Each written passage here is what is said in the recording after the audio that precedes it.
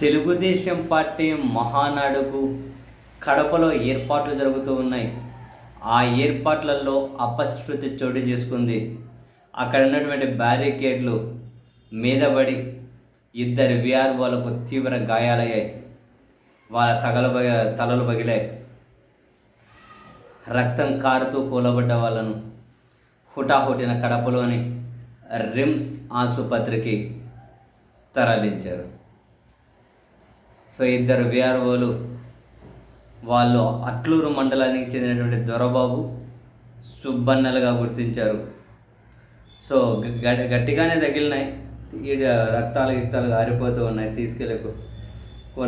తీసుకెళ్ళిపోతున్నారు. అందులో కూర్చొని ఉన్నా కూడా వాళ్ళకు గట్టిగానే తగిలినాయి. అంత ఎర్రగా అదే అలాగా లాయలు పగిలినాయి. ఇద్దరిని కూర్చోబెట్టారు. అసలు చాలా ఎక్కువనే గాయాలయ్యాయి. పాపం బాధాకరం.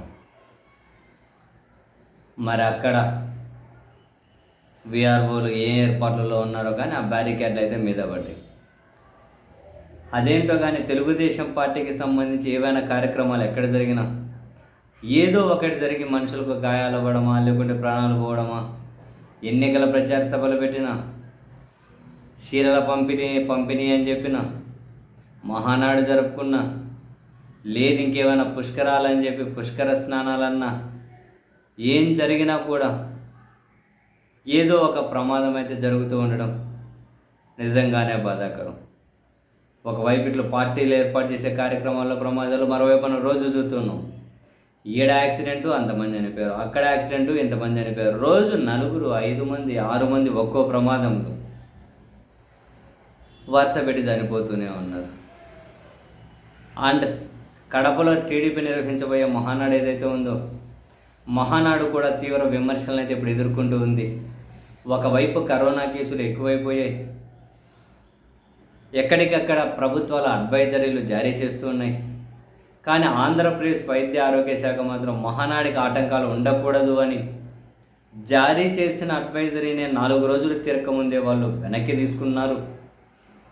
అండ్ ఈ మహానాడు ఆపేయాలి అని చెప్పి రాజకీయ పార్టీలు డిమాండ్ చేస్తూ ఉన్నారు. ఈ పరిస్థితుల్లో ఇప్పుడు బ్యారికేడ్లు పోయి మళ్ళీ ఆ విఆర్ఓల మీద పడ్డాయి. సో అదేదో మూలిగే నక్కపై తాటికే పడ్డట్లు అంటారు కదా.